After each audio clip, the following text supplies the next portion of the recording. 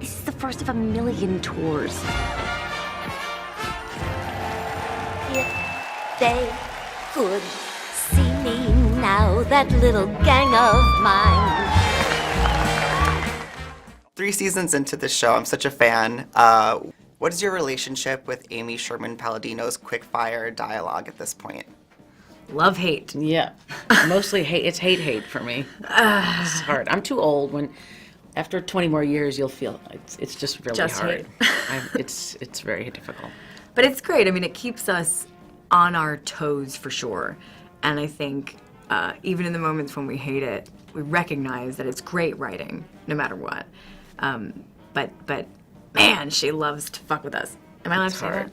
Well, and it's always, people have a different rhythm, and Yes. she hears things in her head, and the rhythm works perfectly. And for me, it's like, God, if I could just switch these 3 words around, it'll flow better. But it's like, nope, it's got to be exactly that. So it's hard. It's like little tiny torture every morning. It better be on point at this point. After 3 seasons, Yeah. you would think. Yeah. I mean, I love it. A lot of us come from a theatrical background, and to me, it just feels like theater. My character doesn't speak so quickly. She's just quite deliberate. And so I'm a little slower, but delicious. She gives me delicious things to say, and I get to do them in a very self-involved kind of, every word I say means something very deep. Okay, look, I came here to eat shit, so just let me eat it. I thought my secretary told you to eat before you came. Every time we do a scene where, like, you know, you think you're going as fast as you possibly can, and you think you've nailed it, Amy will come up to you afterwards and say, pace it up. I come from stand-up comedy first, and then acting in movies where if it's an 8-page scene with me and the movie star, I say at the beginning of the scene, so what do you think we should do? And then the movie star talks for 7 pages, and then I say, all right, let's go. But with Amy Sherman-Palladino and Dan, we're all talking nonstop for 8 pages. And it is the most challenging thing I've ever done in my life, and the most rewarding, the most satisfying. But man, is it intimidating. If Abe doesn't want us at his house, what are we gonna do? Pop, please, just stop talking. I'm not talking. You're not talking either. Quiet's nice sometimes. I think she earns it in the way that she writes it. So, you know, not everybody talks fast in life, but I think that these characters, that they kind of live at the top of their lungs.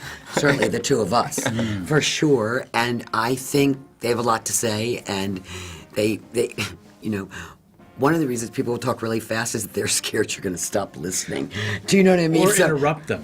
Yes, that's I think right. That's right. That's right. Certainly in Moishe's That's right. head. That's If I right. keep talking, no one else can talk. Right. So I think you find a reason and you put the stakes where Amy has put them. Yeah. And it kind of supports you. It's not just a technical exercise. It's not at all. It just seems to belong to these people. Well, it was daunting in the early going, certainly, but we all kind of, you know, it's kind of like, you know, you're working out in the gym. You just, you know, that muscle gets worked and trained, and so we're feeling a little more at ease with it now. Don't you think? I do, except you know what happens to me is then we have a big long break, and once we start a new season, it feels like, actually Kevin Pollak was saying this the other day, you sort of have to get right back on a bike, but the thing is the bike is a little creaky and you're creaky, and so actually I would say the first couple episodes in, I still need to like have someone come over to my house and like every time you run the lines, I say faster and faster and faster, because that's kind of what with Amy it is. No matter how fast I am, I think she still believes it could go faster. Yeah. But it's delightful, and it is a rhythm thing that once you're in, you just feel like you're able to like fly. Or it reminds me of like when I danced as a young girl, is like you get the choreography, and then it gives you the structure that allows you to break into something that's even more freeing. Well, it was your penis she was talking about, not mine. I am not a prostitute. I'm a comic. Is there a difference? Yes. Prostitutes get paid more. Hilarious. You should go into comedy. I did. Some of my favorite scenes are when you kind of have all of the family together with the in-laws, these crazy ensemble scenes. What are they like in the moment? Oh man, tough. There's a lot of those scenes, because there's so many people in them, take such a long time to shoot. But it is fun to all be together because we don't get to do that very much. You had before that scene, what was it, Breakfast? You had never had a scene with half the people at that table. Yeah, right? I hadn't met half of the cast. Yeah.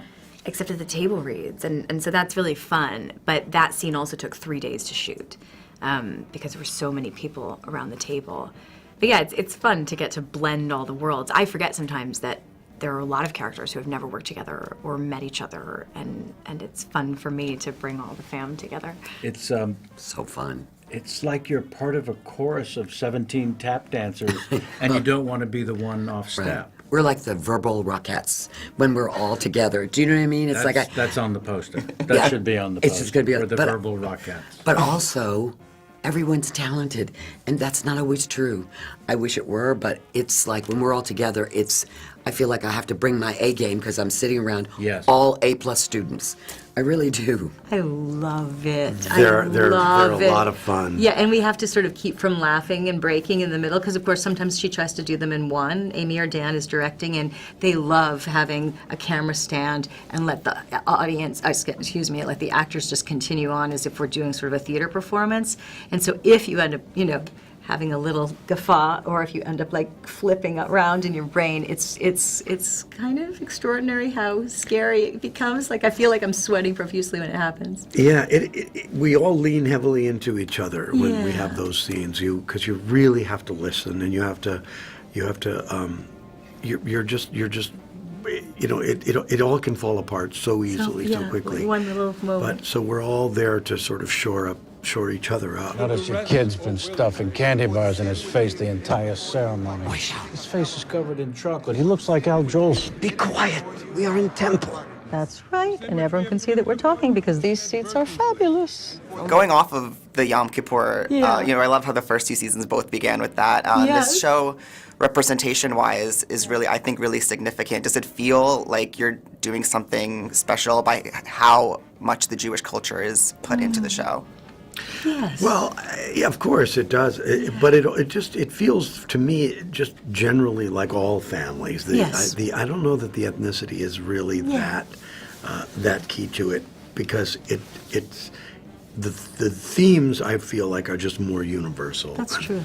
And it's relatable as that for us as actors, and I think for the audience. It feels comfortable for me. It's nice to. I've done so many things for so many years, and Christmas stories and Christmas holidays, and it's nice to read things that feel familiar and like comfort food to me. And yeah, it's nice to have a wide audience that sees themselves represented comedically, but accurate to a point, I mean, there's some ridiculousness that we do for comedic effect, but yeah, I've enjoyed that my peeps have something they can hold on to. Yeah, I've heard from a lot of young women especially that it's something that they didn't realize that they were lacking, and that they feel empowered seeing themselves on screen. I think that's true for anyone who doesn't get to see themselves on screen very often.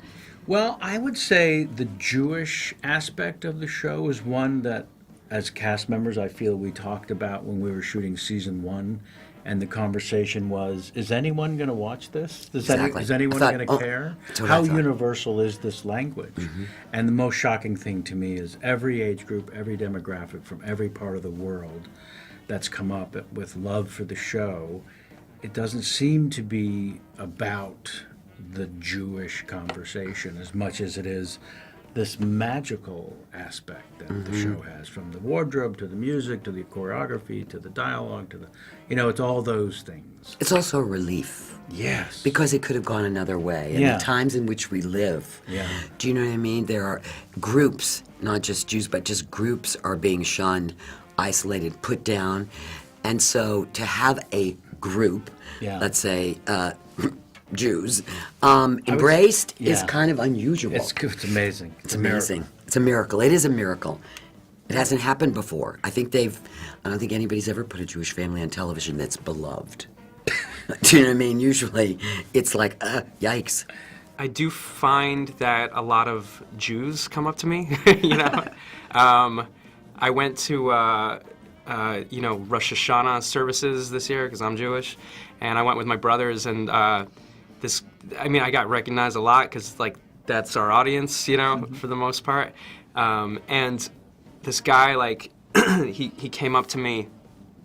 I was like standing there. He just like kind of sidled up to me, and he was like, "Hey, I know who you are. I don't want to bug you, but are you guys gonna get back together?" Or And now this wild, unpredictable girl on this perfectly magical ride will be grabbing her moment and having a marvelous You'll always be my number one.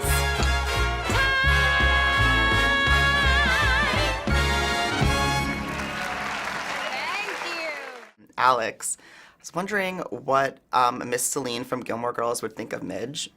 Oh, she would love Midge. I think she'd. Oh yeah, she'd go nuts. He's wanting me to break into the voice, but I'm not. No, I mean you don't have like a random line to whip out a reference for her, obviously. Give it to me. I don't think I have one. Please. You're like Jackie O. Minus blood in the back seat. Oh, can you use that? Amazing. Yes, I sure the heck can. We're online.